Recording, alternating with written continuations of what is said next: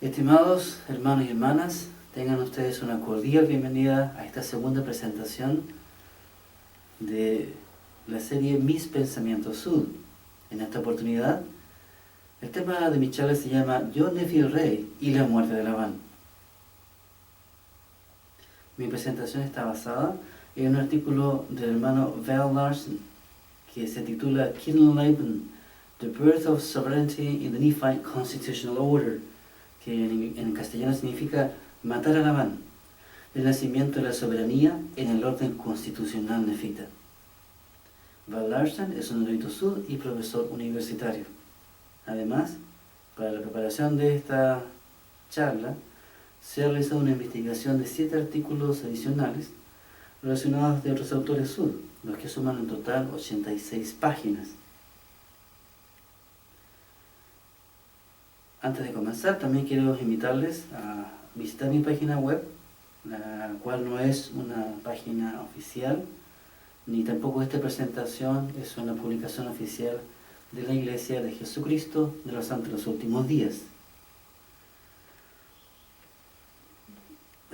Mi charla explora un evento que siempre, por lo general, al lector del libro de Mormón, que conoce por primera vez el libro de Mormón, le impacta, y es la muerte de Labán. Así que vamos a partir con el libro de Mormón en el capítulo 3, donde vamos a saltar en realidad al capítulo 4. En el 3 comienza esta historia, el mandato del Señor a Leí de que sus hijos vayan, regresen a Jerusalén, recuperen las planchas de bronce que estaban en posesión de Labán. Es importante mencionar que Labán era un agente del rey y que además él pertenecía a la genealogía de José de Egipto. Por lo tanto, el registro que Labán tiene es un registro sagrado que no fue hecho durante su vida, sino que fue traspasado de generación en generación, cuyo valor tanto de las escrituras como valor familiar era inconmensurable. Entonces el Señor les manda a hacerlo. Fracasan los 3 hermanos en sus 3 intentos de hacer que Labán les entregue las planchas, y finalmente entonces Nefi toma la iniciativa y decide ir de noche. Se oculta en el muro, y cuando sus hermanos se esconden, él entonces entra furtivamente en la ciudad y se dirige a la casa de Labán. Dice el versículo 6 del capítulo 4, y iba guiado por el Espíritu sin saber de antemano lo que tendría que hacer. Quiero dejar este versículo en modo de espera para lanzarlo luego más tarde, porque es importante para el desarrollo de toda esta historia y del posible juicio que Nefi tendría que haber enfrentado por haber matado a Labán.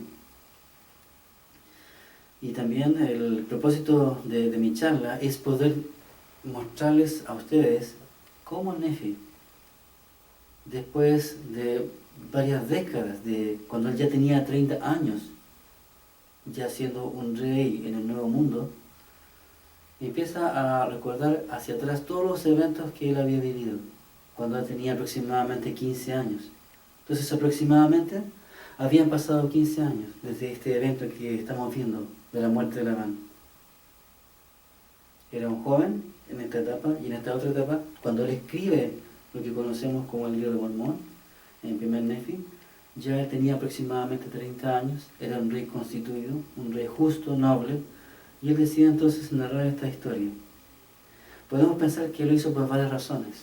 Una de ellas, y es el punto de vista que quiero explorar en esta presentación, es que Nefi dispuso de tal manera los eventos que transcurrieron, y él lo escribe de tal manera que selecciona algunas cosas, deja a un lado otras, de tal manera que diseña a propósito la estructura de su relato de tal forma que hay un segundo mensaje que nosotros como autores modernos, como lectores modernos no nos percatamos, pero cuyo mensaje iba directamente enfocado hacia el pueblo directo de Nefi, a los nefitas, a sus descendientes, a su posteridad inmediata. ¿Qué es lo que él quería decirles?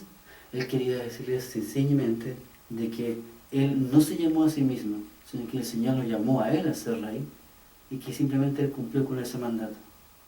Podemos suponer que una de las razones para ello era que, como el Señor había dicho a Nefi, la posteridad de sus hermanos, la mano y Lemuel, iba a degenerar en la incredulidad y iban a decir una historia completamente distinta a cómo realmente fueron los eventos. Podemos imaginar que ellos dirían que Nefi trató de usurpar la autoridad que le respondía al hermano mayor, que ciertamente le correspondería a Lamán, pero quien menospreció su primogenitura, y entonces el Señor se la entregó en manos de Nefi. Entonces, sabiendo todas estas falsedades que se distribuirían entre los descendientes de sus hermanos, todo el dolor, la rabia, transmitida a las nuevas generaciones, que a su vez podría ser conflicto de nuevas e interminables guerras, Nefi entonces decide escribir este registro oficial como rey. Y eso es lo que quiero mostrar en esta charla, cómo lo describe y en qué manera él usa semejanza con otros líderes, con otros hombres famosos de la historia bíblica, y cómo las coincidencias son tan increíbles que espero que cuando lleguemos al final de esta charla, uno pueda decir realmente qué maravilloso es el libro de Mormón. Cómo Nefi, siendo un rey, diseña este libro de tal manera que el mensaje era muy claro y en diferentes niveles, diciéndole a su pueblo: yo soy rey legítimo, y por lo tanto mi posteridad y quienes sean llamados los reyes serán posteridad legítima, contrario a lo que la posteridad de mis hermanos pueda decir. Esta es la verdad, y yo testifico de ella, y más encima la muestro, narrando todos los eventos tal y como acontecieron. Bien, el primer punto que llama la atención es que Nefi, al entrar a la casa de Labán de noche, en forma oculta, ve a un hombre que estaba caído en el suelo, ebrio de vino, dice él, y se acerca. Se acerca para ver quién era. Podemos entonces pensar que en la noche y en la oscuridad él no sabía exactamente quién era. Al acercarse, dice en el versículo 8 del capítulo 4, y al acercarme a él, hallé que era Labán. Recién entonces Nefi lo identifica, y cuando lo hace, aquí le cruza un pensamiento que también es tremendamente revelador. Dice el versículo 9, y percibiendo su espada, la saqué de la vaina, y el puño era de oro puro, labrado de una manera admirable, y vi que la hoja era de un acero finísimo. Siempre a mí me llamó la atención este versículo. Es el tiempo que Nefi se demora. Pensemos que esta era una situación de emergencia, de desesperación, en que la vida de Nefi estaba en peligro, y la de sus hermanos y la de su propia familia. Y sin embargo, él se toma todo el tiempo para tomar la espada, observarla, como ustedes pueden ver en esta ilustración, y empieza a describirla, pero con todos sus detalles. Nosotros podemos imaginar que el Espíritu hizo sentir a Nefi que debía centrarse en ello. Algunos eruditos dicen de que Leí, el padre de Nefi, estaba relacionado con el comercio y probablemente con la metalurgia. Por lo tanto, ellos sabían de metales, y al ver una obra tan exquisitamente hecha, Nefi no pudo más que inconscientemente darse cuenta de la belleza de cómo había sido logrado esa espada. Eso le llamó la atención fuertemente. El primer punto que el hermano Larsen destaca, en los cuales, o 6 niveles, en los cuales Nefi se concentró para estructurar el libro de Mormón, y específicamente el incidente de la muerte de Labán, es la soberanía sustitutiva. Y vamos a ver qué significa eso. Primero, el simbolismo de la espada. La espada es un símbolo poderoso, en este caso, del poder del rey. Entonces, cuando el Nefi toma la espada, no solamente está tomando la espada de una persona llamada Labán, sino que mucho más que eso. Pensemos que el rey, el monarca de aquel tiempo, era el rey Sedequías, un rey de Judá, un rey que era inicuo, débil. Sin embargo, en su investidura, él tenía un representante, y ese representante era Labán. Entonces Labán es el representante o el agente del rey. Por lo tanto, cuando más adelante Nefi mata a Labán, Nefi también se coloca las ropas de Labán. No solo eso, sino que además ocurre otro hecho extraordinario. Dice el versículo 21, dice, y después que le hube cortado la cabeza con su propia espada, tomé las ropas de Labán y me vestí con ellas, poniéndomelas todas, y me ceñí los lomos con su armadura. La armadura obviamente implicaba la espada, y la espada implicaba el poder del rey. Entonces, Nefi está sustituyendo la autoridad del rey, del inicuo rey Sedequías, la del inicuo Labán, que representaba al rey Sedequías, por la autoridad de un nuevo rey, legítimamente llamado por la autoridad divina. Y ese rey era Nefi. Nefi hace algo más todavía osado. Dice que él empezó a conversar con el siervo de Labán, que se llamaba Zorán, y dice en el 23, y le hablé como si yo hubiese sido Labán. Él empieza a conversar con Labán. A todo esto, perdón, con Zorán. A todo esto Zorán no advierte nada. Él ve que aquella figura vestida con las ropas de Labán, que probablemente se mueve como Labán, que habla como Labán y que habla como Labán. O sea, esto es una estrategia muy llamativa y poderosa. ¿Cómo logra hacerlo de tal manera que no es descubierto? Y es tan natural que Zorán empieza a hablar con él y le empieza a contar y le empieza a conversar sobre lo que hicieron los ancianos de los judíos. Dice el 27, y me habló muchas veces acerca de los ancianos de los judíos mientras me dirigía hacia donde estaban mis hermanos fuera de las montañas. Entonces aquí Nefi está enviando un mensaje muy claro a su posteridad inmediata, diciendo la autoridad del rey Sedequías, un rey inicuo, ha sido sustituida ante los ojos del Señor por un nuevo Israel. Y en ese Israel, Él me ha llamado a mí para ser su gobernante. Este simbolismo todavía es más fuerte cuando vemos la acción de los hermanos al ver a Nefi salir de la casa de Labán vestido como tal, como Labán. Dice, y aconteció en el 28, y aconteció que cuando Labán me vio, se asustó en extremo, lo mismo que Lemuel y Sam, y huyeron de mi presencia. ¿Por qué? Porque creían que era Labán. Incluso sus propios hermanos no lo reconocieron. Y que me había quitado la vida, e iba a matarlos también a ellos. Fue necesario que Nefi los tuviera que llamar, y obviamente al llamarlos, cambió su voz, volvió su voz real, la voz de Nefi. Dice el 29, y aconteció que los llamé, y ellos me oyeron, por tanto cesaron de huir de mi presencia. Este es un simbolismo muy fuerte. Nefi, vestido e investido como el nuevo rey, es quien es legítimamente el nuevo monarca y gobernante.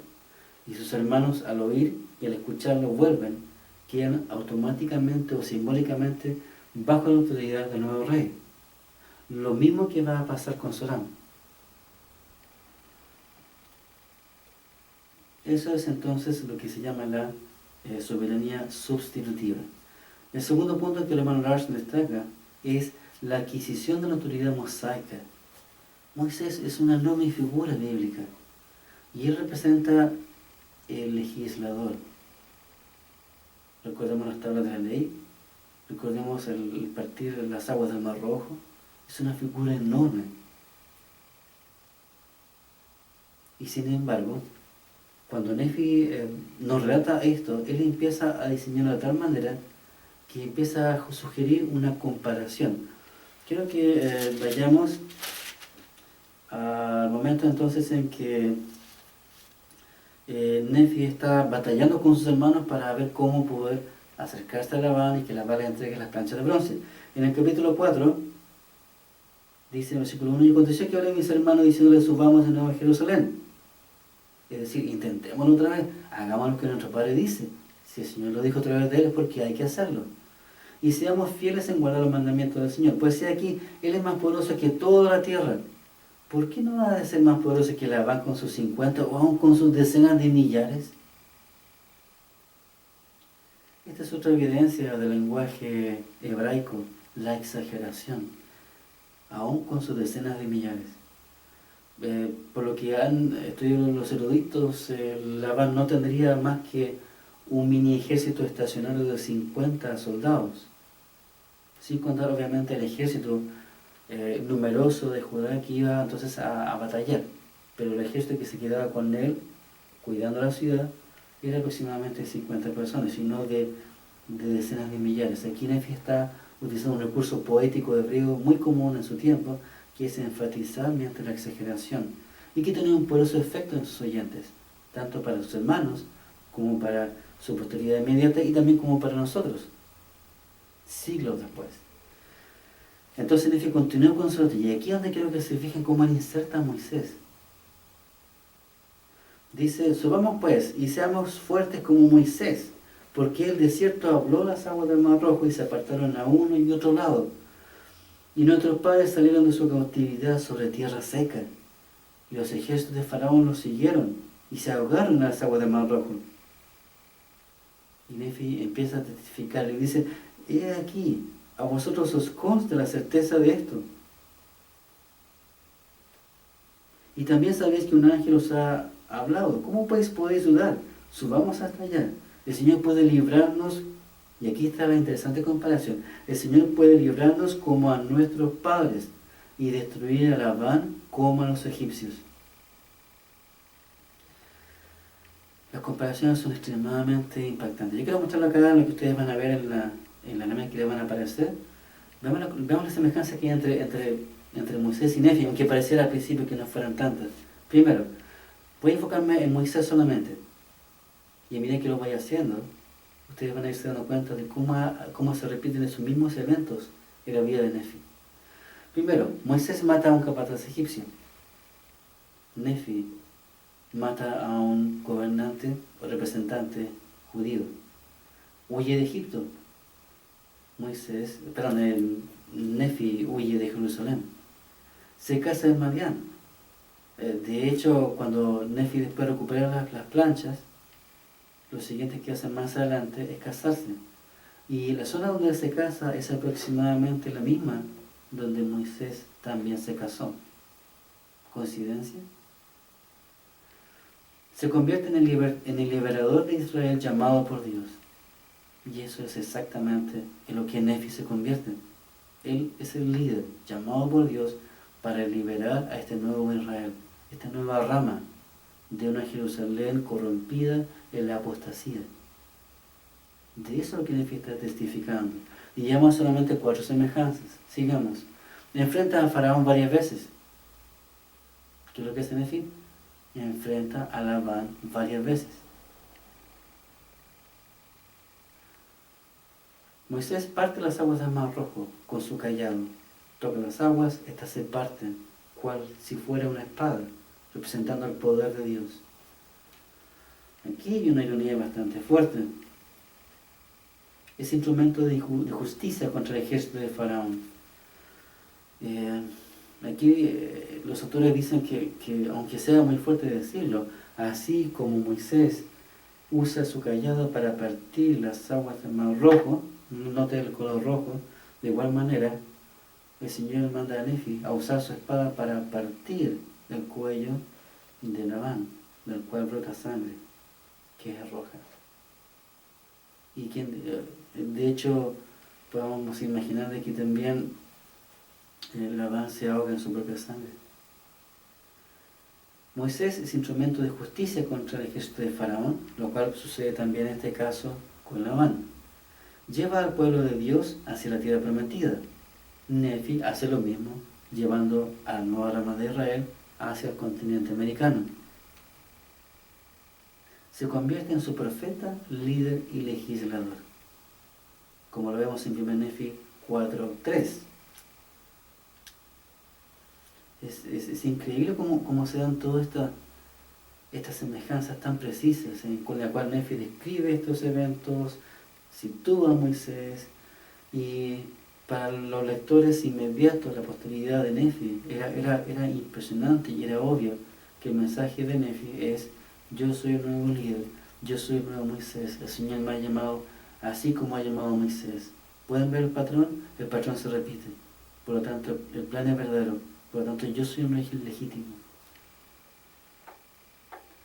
El tercer punto en el cual Nefi se basa para diseñar su relato es lo que se llama la adquisición de la autoridad davídica. Y aquí se establece una semejanza entre David y Goliat, así como entre Nefi y Labán.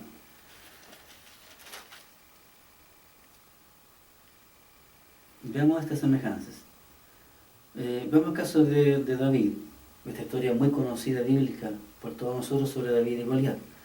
En el caso de David, sus hermanos no le creyeron que podría derrotar a Goliat. En el caso de Nefi, sus hermanos tampoco le creyeron que podría derrotar a Labán con sus decenas y decenas de soldados. Cuando David ve a algunos de sus hermanos mayores ir a combatir contra Goliat, cuando David llega, ve a algunos de sus hermanos mayores ir a combatir contra Goliat, pero regresan espantados. ¿Qué es lo que pasa? Primeramente habían ido Labán y Lemuel a conversar con Labán, pero ¿qué es lo que pasa? Ellos huyen espantados y tienen miedo y no quieren volver. Y tiene que ser Nefi quien los alienta y les recuerda lo de Moisés y recuerda lo de David y Goliat, que ellos sí pueden cumplir lo que el Señor les ha mandado. El hermano mayor de David se enfurece con él. El rey Saúl interfiere y envía a David a enfrentarse con Goliat. Los hermanos de Nefi obviamente se enfurecen con Nefi mismo y hasta intentan matarlo. Para convencer a los escépticos, David les cuenta 2 milagros en que las fuerzas malignas fueron derrotadas por representantes de Dios. Es exactamente lo mismo que hace Nefi. Le cuenta sobre David, le cuenta sobre Moisés. 2 milagros para indicarle de que el Señor sí cumple sus promesas y lo que Él manda hay que obedecerlo y que Él va a abrir la vía.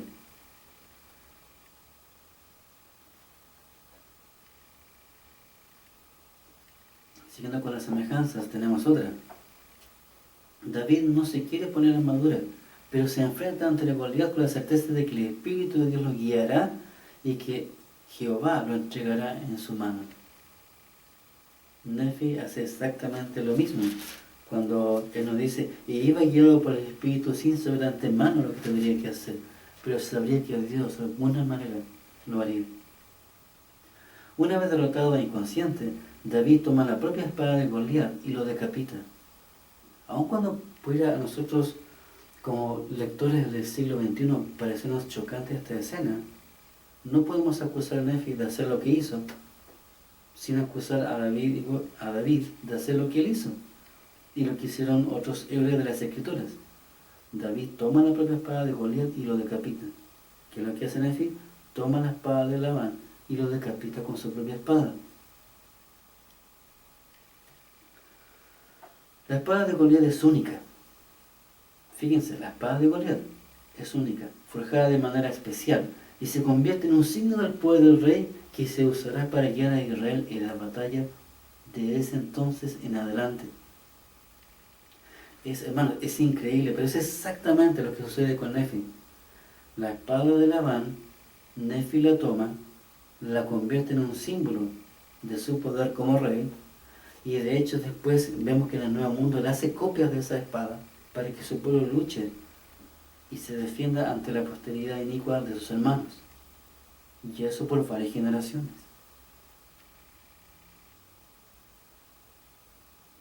Sigamos. Aunque David no asumió la corona por algunos años, para su pueblo, que lo amaba tanto, David se convirtió en un rey en el preciso momento en que decapita a Goliat. Y eso es, hermanos, exactamente lo que sucede cuando Nefi decapita a Goliat. Para su pueblo, los nefitas, aun cuando Nefi no es ungido como rey hasta mucho más adelante, Nefi ya es un rey en el momento en que decapita a Labán. ¿Cuál es la conclusión de esta semejanza? ¿Por qué Nefi lo hizo adrede?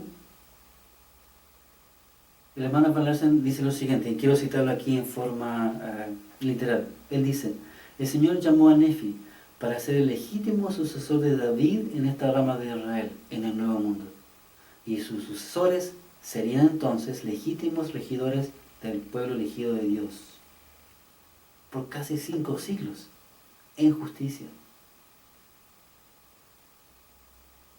Y vemos que de esa manera las promesas y la palabra de Dios se cumplen tal como le indica. Quise hacer aquí una pausa. Aun cuando el asesinato de Labán es chocante y la forma en que ésta ocurrió fue muy misericordiosa, no obstante, si Nefi hubiera vivido en una Jerusalén justa, donde hubiera habido un Labán justo,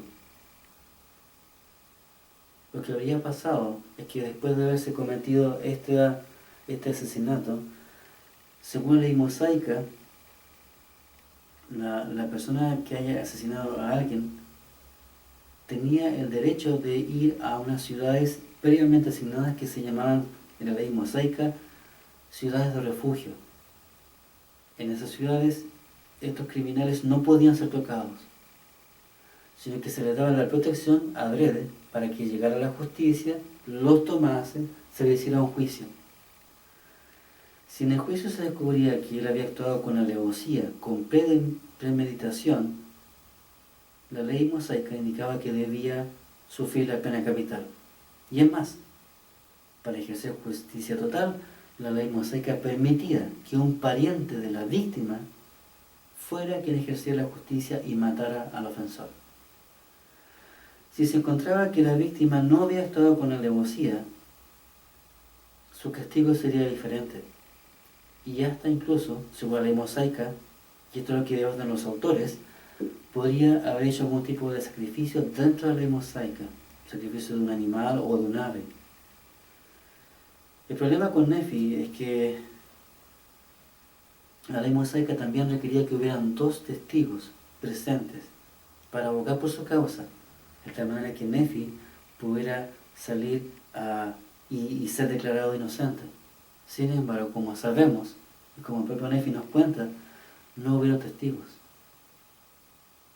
Así que quedamos un poco en la negocio de saber cómo Nefi habría sido llevado a juicio y enjuiciado en la aplicación de la ley mosaica de una manera justa. Sin embargo, lamentablemente, y podemos tomar de todas maneras, sabemos que Nefi no actuó con alevosía. Por ese motivo, y ahora vuelvo al versículo 6 del capítulo 4, Nefi hace este hincapié y dice, e iba guiado por el Espíritu, sin saber de antemano lo que tendría que hacer. O sea, aquí no hay premeditación. Ni siquiera Nefi sabía dónde estaba Labán. Encuentra a un hombre botado en el suelo en la noche en la casa de Labán y no sabía quién era. Tiene que acercarse para ver quién era. Y cuando se acerca, toma la espada, la examina y no piensa en matarlo. El Espíritu le susurra que tiene que ejercer justicia. El Espíritu contiende con Nefi hasta 3 veces.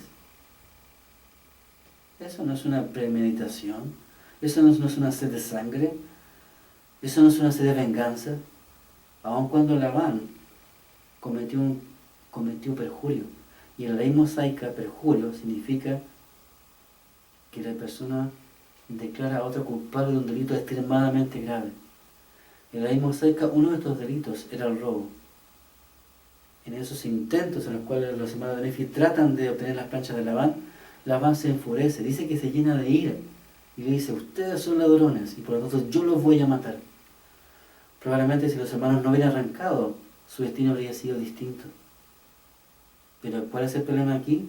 Que tenemos nuevamente a Labán, agente del rey, haciendo abuso de su poder y dictando una sentencia sin que ni siquiera hubiera un juicio contra los hermanos de Nefi y Nefi mismo.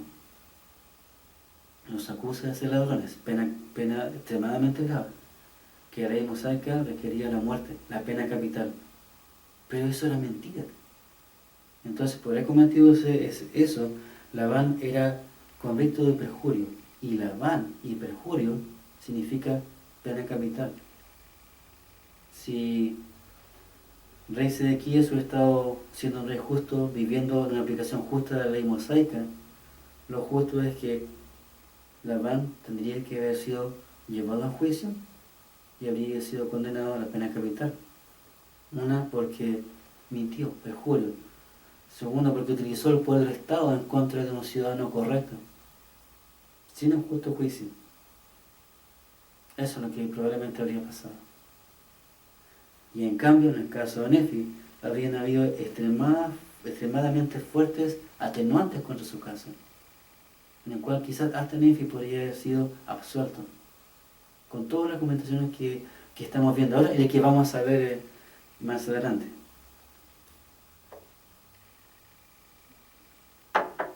Bien, ahora pasamos al cuarto aspecto en el cual Nefi diseña su relato, y son las razones públicas y privadas para la muerte de Labán.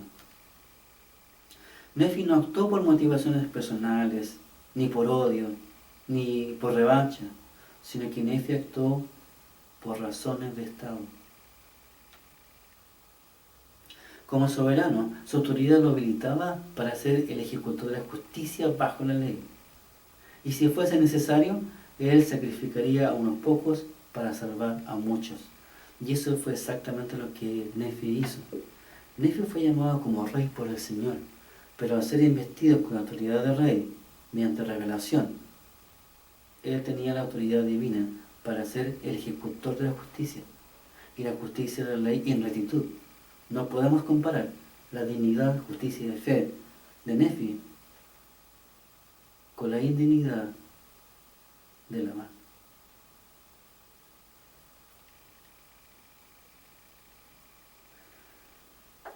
Quiero citar ahora a Val Larsen. Él dice lo siguiente: la ejecución de Labán es un acto legal de un soberano y legislador que busca mantener un orden social en su pueblo por medio de la ley religiosa. Eso es lo que está haciendo Nefi. Nefi no está actuando por venganza ni por odio hacia Labán, por no querer entregarle las planchas, ni por haber hecho perjurio contra él y su familia. Él lo hace porque como rey el Señor le manda que ejerza justicia para salvar a su pueblo. Si estamos seguros que si Nefi no lo hace, Labán habría cometido su propia justicia contra toda la posteridad de Nefi y todos los justos que quisieran seguir y formar esta nueva rama de Israel justa. No habría habido nefitas. La espada de Labán, y aquí nos vamos a tirar hacia otro simbolismo, dijimos que era primeramente el poder político del rey, también representa el poder de la palabra y los juicios de Dios. De hecho, las mismas escrituras lo dicen de forma tan taxativa. Labán no es muerto por Nefi, sino que Labán es ajusticiado por sus propios pecados. Aquí me quiero detener en otra investigación otro artículo que leí al realizar esta investigación, en la cual Hugh Nibley, un famoso experto fallecido del Evangelio, una eminencia, él examina los registros históricos sobre este tipo de gobernantes como era Labán en Medio Oriente, y concluye que concuerdan exactamente como era Labán. Es decir, mandos medios que abusan de su autoridad. De hecho, parte de las asignaciones de Labán como agente del rey era sentarse y escuchar en audiencia todos los problemas civiles, legales, políticos y hasta religiosos que se pueden dar entre la gente de Israel. Y obviamente, como él no está haciendo la ejecución de la ley, él se aprovechaba de esto. Así que podemos imaginar que quizás cobraba coimas, o de repente se quedaba con este tesoro o esto otro, y en un sistema perverso, completamente perverso. No muy diferente de lo que quizás podemos ver en la actualidad.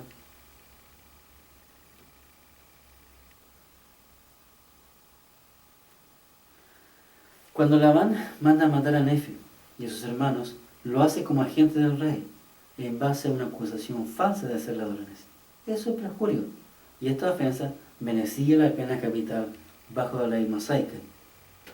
Aún así, esta ejecución estatal divina no pudo ser más misericordiosa, ya que Labán no fue torturado, preservando la plancha de bronce, la ley, para Israel, pero a la vez infligiendo el mínimo sufrimiento posible al enemigo. Si nosotros lo pensamos en forma fría, Labán prácticamente no sintió nada. Estaba completamente borracho. Su muerte fue súbita. No hubo tortura, dolor, venganza, odio, expresada en un deseo más sano de hacerlo sentir el dolor hasta el final. Como sabemos que en muchas civilizaciones había una cantidad enorme de ejecuciones lentas y horribles para hacer confesar al enemigo o hacerlo sufrir hasta morir.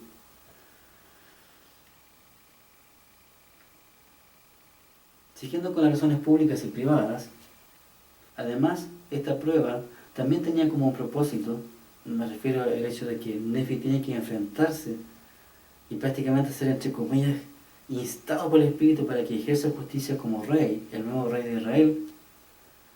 Todo esto sirve como una prueba para fortalecer el carácter de Nefi, para prepararlo como un futuro gobernante justo de Israel.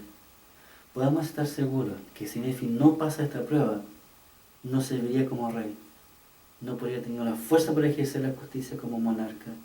Habría sido débil y su pueblo habría sido conducido por un débil líder hacia la derrota y probablemente hacia la disolución de la nación nefita como tal. Ahora pasamos al quinto aspecto en el cual Nefi entonces diseña su relato y que es tremendamente importante. Es el orden constitucional nefita. Veamos qué significa esto. Cito a Val Larsen de nuevo. Dice él: sí, como se argumenta, los nefitas vieron este episodio de Nefi y Labán como el momento en que Nefi se convirtió en rey. Entonces, naturalmente, es también el momento en que ellos se convirtieron en los súbditos de Nefi por medio de un contrato social, el orden constitucional nefita. Esto me parece excelente, es una excelente percepción. Entonces, ¿qué es lo que está pasando acá? Tenemos aquí a Nefi y Zoram. En este contrato social se efectuó primero entre Nefi, el nuevo rey, y Zoram, que ahora ya pasa a ser el ex siervo de Labán, pero a su vez se convierte en el nuevo súbdito de la nación nefita, bajo su nuevo rey. Ustedes recordarán que Nefi, ante los temores que tuvo, él hizo jurar a Zoram y le prometió que si... Quiero leerlo mejor dicho. Dice: y yo, Nefi, siendo un hombre de grande estatura y habiendo recibido mucha fuerza del Señor, prendí al siervo de Labán y lo detuve para que no se escapara. Obviamente sabía que si Zoram escapaba podría delatar a las autoridades regentes y eso podría iniciar una persecución que podría hasta exterminar a Nefi y su familia. Dice 32: y sucedió que le dije que si quería escuchar mis palabras, así como vive el Señor, y como digo yo, que si prestaba atención a nuestras palabras, le perdonaríamos la vida. De hecho, Nefi hizo mucho más que eso. Le dio una nueva nación, una nueva nacionalidad, una nueva familia, prosperidad espiritual y probablemente material, y un nombre entre todo su pueblo. Y le hablé, sí, le hice juramento de que no tenía por qué temer, que sería libre como nosotros, si descendía con nosotros al desierto. Bueno, ciertamente Zoram no tenía mucha elección, ciertamente. Pero sin embargo podemos imaginar de que el hecho de la libertad era una esperanza muy diferente a la, entre comillas, libertad que él tendría que haber tenido como siervo esclavo de Labán. Y también le dije: ciertamente el Señor nos ha mandado a hacer esto, y no debemos ser diligentes en guardar los mandamientos del Señor. Por lo tanto, dice Nefi, si decides al desierto donde está mi Padre, habrá lugar para ti entre nosotros. ¿Qué más claro? Tú serás parte de mi familia inmediata, parte de mi familia como el reino, este nuevo reino de Jerusalén, perdón, de Israel. ¿Cómo sería el efecto de las palabras de Nefi que leemos en 35, capítulo 1 Nefi 4? Y sucedió que Soram cobró ánimo al oír las palabras que le hablé. Ahora bien, Soram era el nombre de este siervo, y prometió que descendería al desierto, a donde estaba nuestro padre. Sí, y también nos hizo juramento de que permanecería desde entonces con nosotros. Ahora bien, deseamos que permaneciera con nosotros por esta razón, que los judíos no supieran de nuestra huida del desierto, no fuera que nos persiguieran y nos destruyeran. Y aconteció que cuando Soram se juramentó, cesaron nuestros temores con respecto a él. Esto es fantástico, aquí no hubo ningún contrato escrito. Aquí, en estos tiempos, en la cultura oriental, la palabra valía más que un documento. Era un asunto de honor y de vida y muerte. Y de hecho vemos que esto se cumple. En 2 Nefi 1,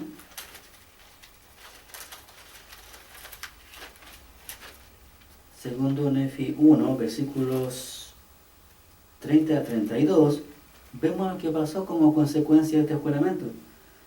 En el 30 dice, y ahora, aquí está hablando Leí con Soram, y hace como un recuento de todo lo que pasó anteriormente. Dice, yo ahora te hablo a ti, Soram, y aquí tú eres el siervo de Labán. No obstante, has sido traído a la tierra de Jerusalén, y sé que tú eres un amigo fiel de mi hijo Nefi para siempre. Qué hermosas palabras. El padre de Nefi le certifica a Soram en persona y se lo dice directamente, yo sé que tú eres un amigo fiel de mi hijo y que lo serás para siempre. No sé si me explico, aquí no hay un contrato formal escrito. Soram, cuando dio su palabra, quizá lo dio bajo la elección de que o sí, pero sea como haya sido,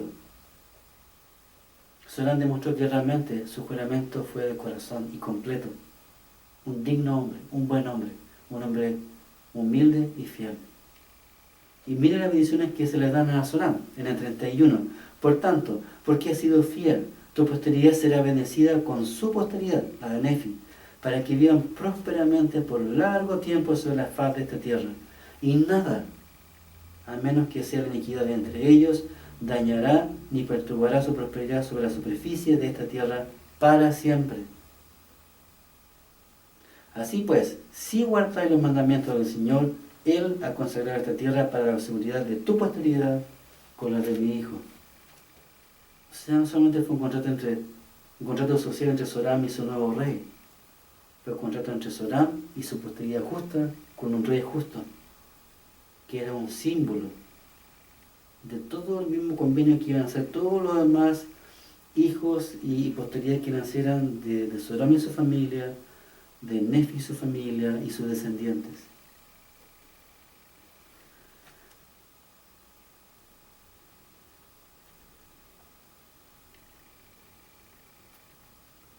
Siguiendo entonces, ahora tomamos el último punto, que son las declaraciones explícitas del reinado de Nefi. Digo explícitas porque Nefi, él mismo, menciona y lo describe en su relato de que él estaba llamado para ser el rey y el monarca. Pero me gusta mucho que no usa las palabras monarca ni regidor. Veamos aquí en 1 Nefi 10.1. Y ahora yo, Nefi, procedo a hacer un relato de mis hechos y mi reinado y ministerio. Y mi reinado está en rojo. Y noten cómo se separa reinado y ministerio. El poder político y ministerio el poder religioso.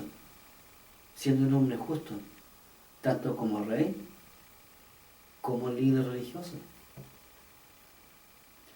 En 1 Nefi 3.29 encontramos otra alusión directa del mismo Nefi. Dice, ¿no sabéis que el Señor lo ha escogido para ser gobernante sobre vosotros? Y esto a causa de vuestras iniquidades.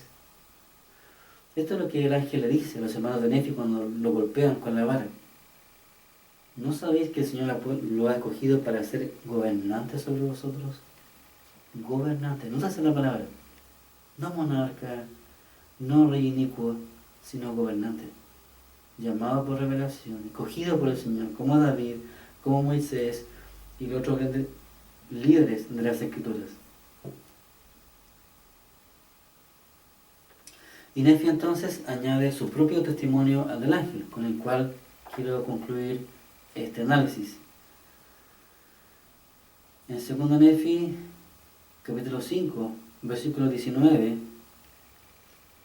recordamos que Nefi a estas alturas ya tenía aproximadamente 30 años, lo cual era una larga vida considerando el promedio de vida de aquel tiempo, entre las culturas mesoamericanas en general. Ser de 30 años ya era una hazaña en sí. Dice, y he aquí, dice Nefi como meditando, analizando todos estos eventos que transcurrieron y que hemos analizado. Y aquí se habían cumplido las palabras del Señor a mis hermanos, palabras que habló en cuanto a ellos, que yo sería su gobernante y maestro. Por tanto, yo había sido su gobernante y maestro, según lo del Señor, hasta la ocasión en que mis hermanos trataron de quitarme la vida.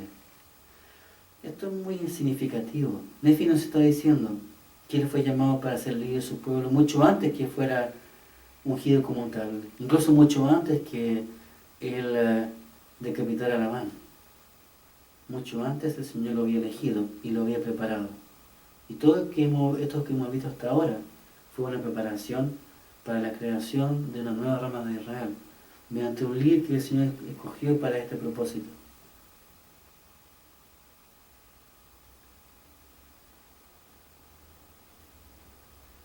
Quiero terminar con la declaración de Brad Larsen, que resume todos estos 6 niveles que hemos visto y el propósito que tenía Nefi de legitimar su reinado. Dice, al establecer todas estas conexiones que hemos visto en esta presentación, Nefi crea la legitimidad para un gobierno político, diseñado para proteger a su pueblo por más de 500 años. Hermanos y hermanas, ¿dónde hemos visto un gobierno en el cual tengamos la concentración política, la concentración religiosa y no solo, que haya sido justo, que haya sido un hombre tan fiel, que su posteridad al segundo rey después de él no le cambia nombre, sino que le pone el segundo Nefi? Y después el sucesor siguiente también, para recordar el amor que Nefi demostró por su pueblo se lo devuelve colocándole el nombre a sus sucesores de aquel primer rey.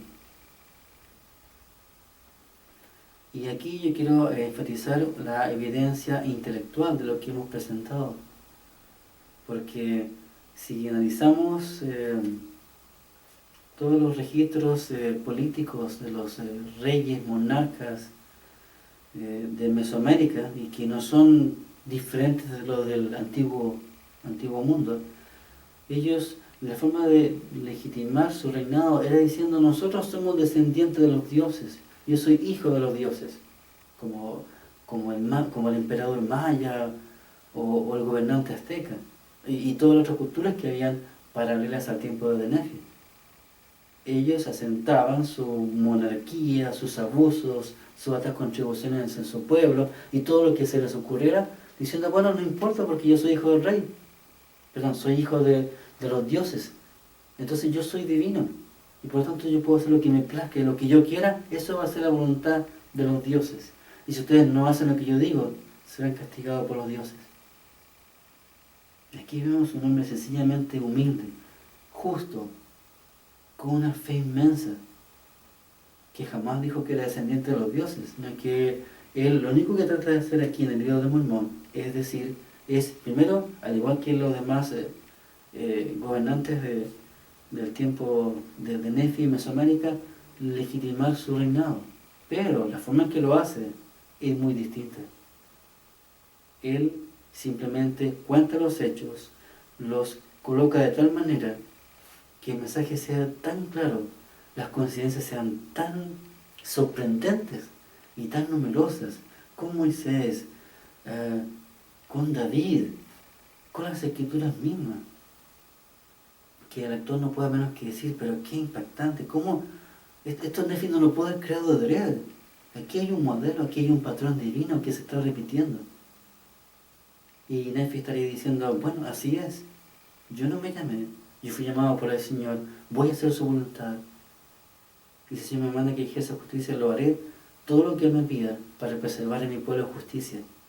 Nefi no solamente piensa en Él, no tiene motivos egoístas, es un hombre fiel, fiel al Señor, con una tremenda fe, da todo por su pueblo, a tal grado que el amor por su pueblo es inconmensurable durante 500 años. Y todavía estamos hablando de Él. Con todas sus debilidades que Nefi nunca oculta, porque él también llora, él también sufre, él también ruega por sus hermanos, pese a todo lo que sus hermanos le hicieron, y pese a toda su posteridad, la posteridad de sus hermanos inicuos, él ruega porque ellos también puedan conocer el Evangelio. Vemos aquí un modelo perfecto de lo que debería ser un rey, y Nefi era humano, y sabemos que todos los profetas y líderes justos pasan a ser, en el fondo, una representación del Rey de Reyes, que es Jesucristo.